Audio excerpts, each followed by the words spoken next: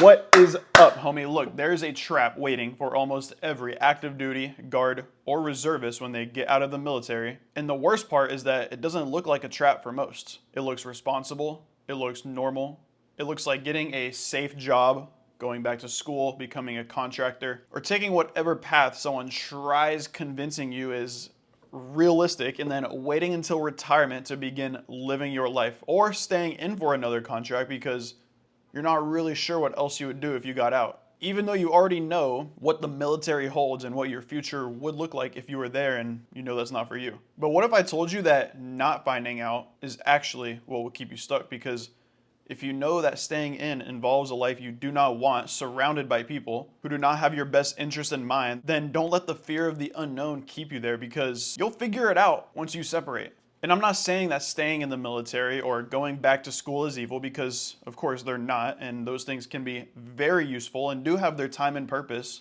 But at the same time, they become traps when you choose them by default, because you never stop for long enough to ask yourself the simple question of, is this the life I want, or is it the life I was just programmed to accept? Because most military and veterans spend years inside of a system where almost everything is decided for them, from where to live, where to be, when to be there, what to do, and then one day you get out and everybody acts like you're suddenly supposed to know exactly who you are, exactly what you want, how to make money, how to create purpose, how to use your benefits, how to start a business, how to network, think for yourself, and how to design the next 40 years of your life. And that is why so many military and veterans get stuck.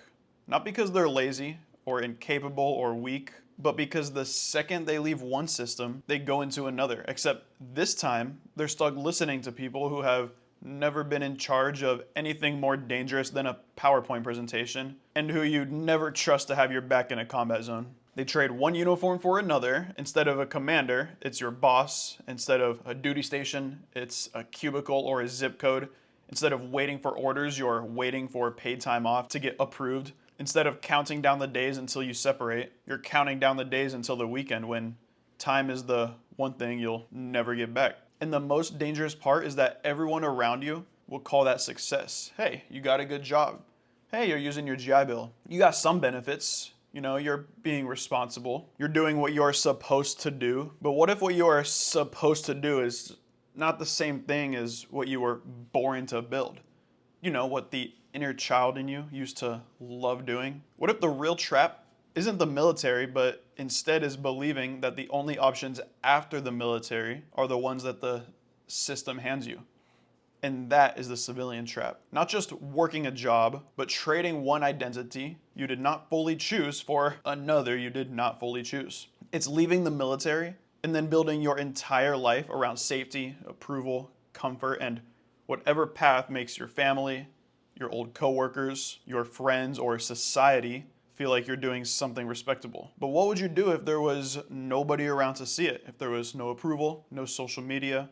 Because if you are doing things based on what you think others think are good or signs of success, then you will still feel lost, underutilized, and capable of more. Hello, my name is Brenden Hogan, and I served in the military as an air traffic controller while stationed in South Korea. And after leaving the military, I built a remote one-person business that allowed me to travel the world, working on my own schedule while making $20,000 per month. And I am telling you that the biggest realization I had after separating was this: most veterans do not have a potential problem. They have a vision problem, a vehicle problem, an environment problem, and a programming problem. Because if all you've ever seen is people getting out, going back to school, getting a government job, becoming a contractor, or re-enlisting because they're afraid, then of course your brain is going to think that those are the only options. But they are not. In this video, I'm going to break down the civilian trap quietly, keeping military and veterans stuck, why the traditional path is not always a safe path it pretends to be, how to use your military benefits as leverage instead of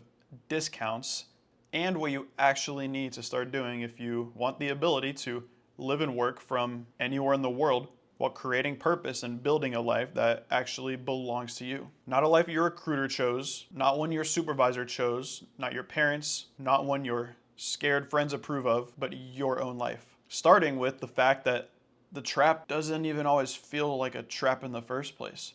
It feels safe. It feels like you're finally being an adult. But that is why it is so effective, because nobody gets out of the military and says, I cannot wait to be stuck, underpaid, bored, and dependent on a system for the next 30 years. They say, I just need something stable. I just need to use my benefits somewhere, or I just need to get any degree. It doesn't really matter which one, or I just need to get my foot in the door.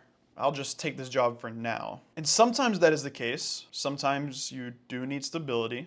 And sometimes school is the right move. Sometimes a job is the right move. Sometimes contracting makes sense. But the problem is that now ends up becoming 5 years, and then 10, and then your entire life. And now you are sitting there wondering why you got out of the military just to feel like you still need permission to live, to travel, to take time off, to use the restroom, to spend time with family. That's not freedom. It's just a different uniform. The second thing keeping military and veterans stuck is that they downplay what the military actually gave them. They leave the military and think that the only thing they got from it was trauma, bad leadership, some benefits, and a few funny stories that they probably should not tell in public. The military gave you more than that. It gave you discipline, it gave you structure, it gave you pressure, it gave you a tolerance for discomfort. It taught you how to wake up when you do not feel like it. It taught you how to deal with people that you would never choose to be around otherwise. And it taught you how to execute a process. Not to mention the coachability it gave you, as well as the ability to operate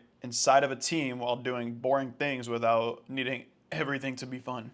And that is a massive advantage in the civilian world if you stop wasting it. Because the civilian world is full of people who cannot follow through on anything. They cannot wake up on time. They cannot complete basic tasks. They cannot take feedback. They cannot stay consistent for 30 days. They can't handle rejection. And they can't work without someone emotionally validating them every 5 minutes. And you're sitting there thinking that you do not have what it takes? No, you do. You are just trying to use military traits inside of the wrong vehicle. And that is the real problem. You are not missing discipline. You are missing direction. You're not missing work ethic. You're missing a path. And you're missing a vehicle that turns your ability into cash, freedom, and purpose. The third trap is that most military and veterans treat their benefits like discounts. And one of the craziest things about the military is that people will have access to life-changing benefits and then treat them like they are just good for a free appetizer on Veterans Day. And that is not how you should be thinking. Your benefits are not cute little thank you coupons. They are leverage. The GI Bill is not just free school, it's runway. It can buy you time to learn a skill, to retrain, reduce pressure, and transition without panicking. The VA loan is not just, oh, I can buy a house. It can be a way to control real estate with less money out of pocket than most civilians could ever imagine.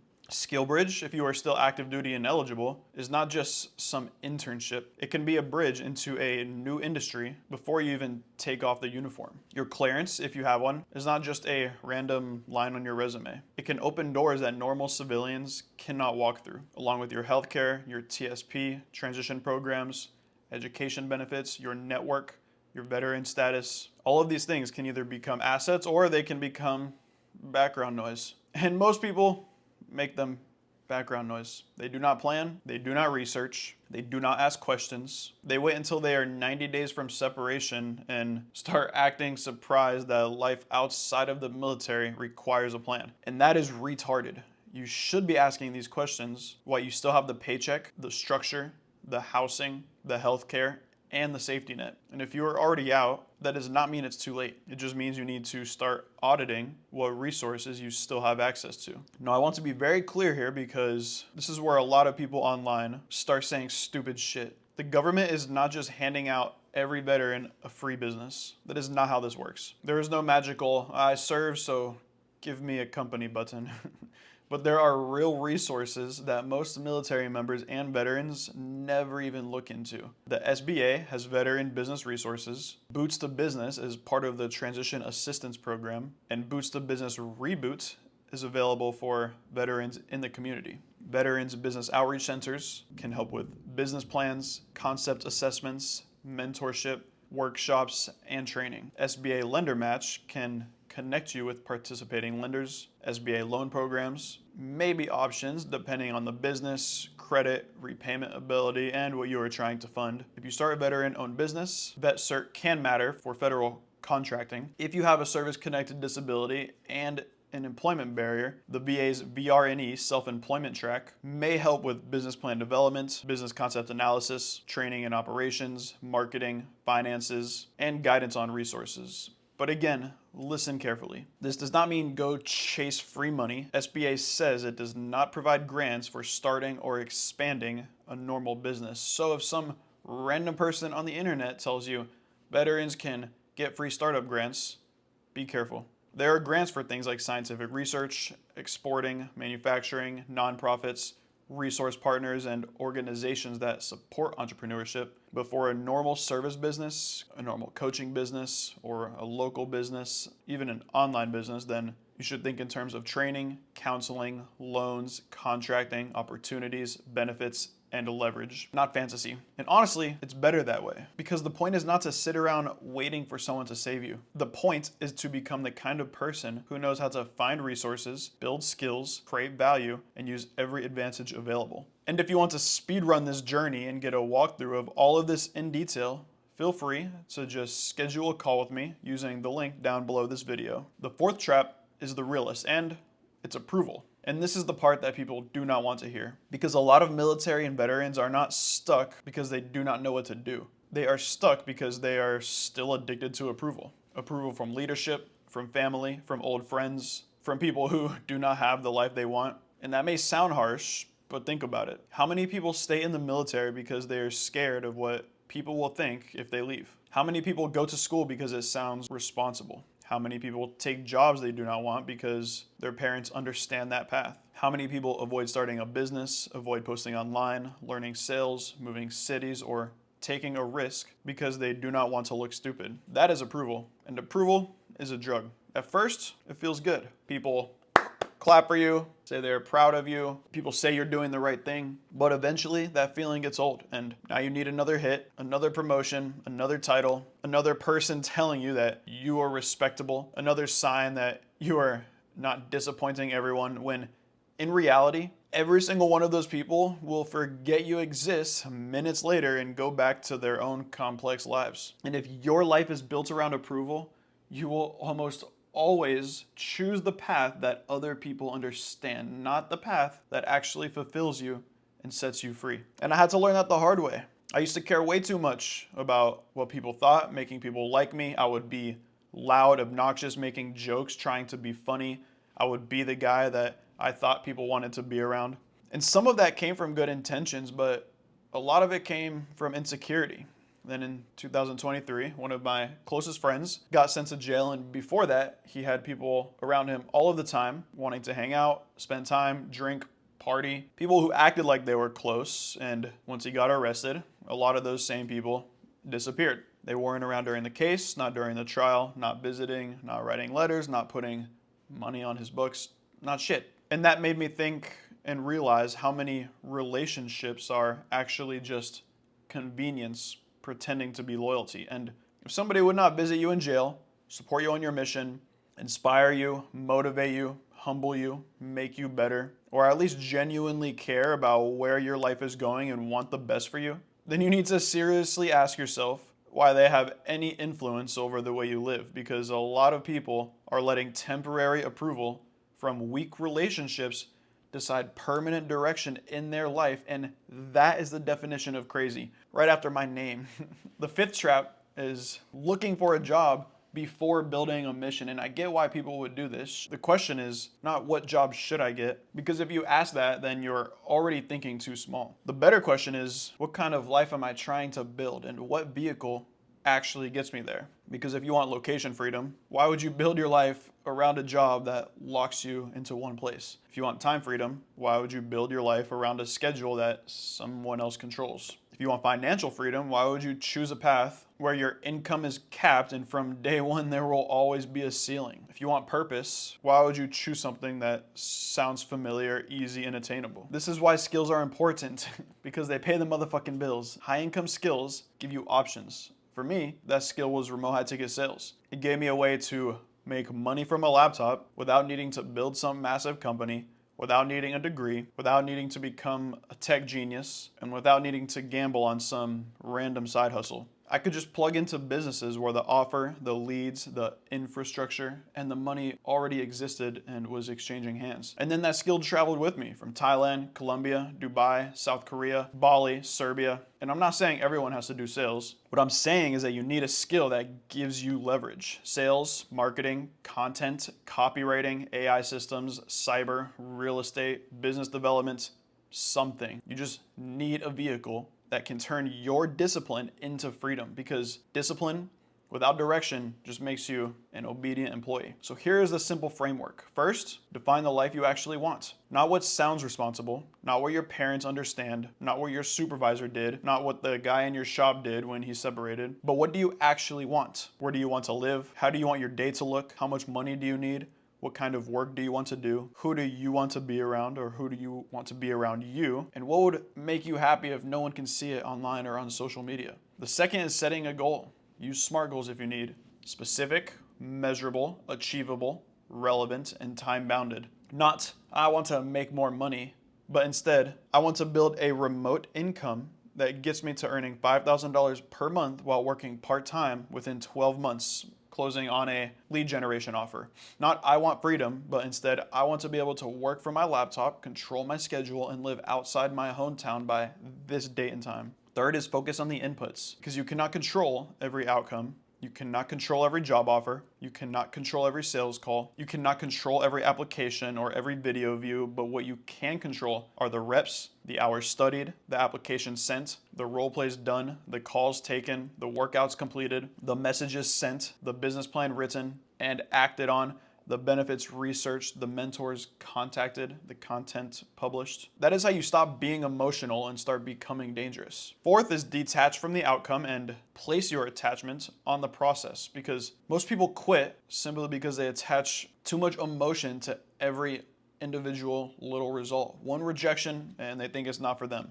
One failed business idea and they think business is fake. One bad video, they think nobody cares. One awkward sales call, and they think they are not built for sales. That is just childish. You need to attach to the process, because if the process and inputs are right, then the outcome eventually will catch up. Fifth is separating from the military mentally. This does not mean hate the military or lose your pride or forget where you came from. It just means stop making your service the only interesting thing about you. Stop making it your personality. You served, cool, congrats.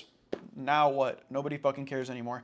Who are you becoming now? What are you building now? What skill are you mastering today? What mission are you choosing? Because if you do not choose a new mission, you will keep trying to recreate the old one. Sixth is using your benefits like leverage. Research your GI Bill, research the VA loan, look into SkillBridge if you are still in, look into Boots to Business, find your local Veterans Business Outreach Center, look at SBA Lender Match if you are building something that may need funding, understand VetCert if you are building a veteran-owned business and federal contracting could potentially matter. Look into VR&E if you may be eligible and self-employment is relevant. Talk to qualified professionals when the stakes are high. Do not just listen to a random dude online, including me, and then make a major financial decision without checking the source. But also do not sit there pretending like you have no advantages, because you do. So use them. Most veterans think the military is the final chapter or even a trap, but the truth is that the military is really just the beginning. The real trap happens after the military, when you take all the discipline, all the benefits, all the pressure, all the structure, the experience, and then hand your life back to another system because you were scared to choose something different. That is the civilian trap. It is not one job, it is not one school, it is not one career path. It is the belief that your life has to stay inside the options that other people understand. And the life that you actually want is probably on the other side of the things that you are nervous to do. That is why fear matters. And most people treat fear like a wall. They feel fear and think this means stop, but fear is a signal letting you know that you found the next rep that matters. Because the reps that actually change who you are the ones that hurt. They're the ones where your body starts negotiating, the ones where your mind starts to say, that is enough. They're the ones where growth actually begins. Life works the same way. If there was no fear, nobody would respect hard things. Everyone would do them, and the fact that it scares you is part of what gives it value. Leaving the familiar path is hard. Building a new skill is hard. Starting a business is hard. Going to the gym is hard. Being fat is hard. Being broke is hard. Being stuck for the next 20 years because you were too scared to act is hard, so choose your heart. My point is that fear is a necessary emotion. It's not there to control you, it's there to show you what still needs to be explored. And when you face it enough times, life starts getting easier. Not because life gets easier or the world gets easier, but because you get better and you become harder to control. So become harder to control, and then subscribe down below if you want more videos like this in the future on using the military as leverage, on learning remote high-income skills, making money online, and building a life after the military that actually feels like yours. Catch you in the next one, homie.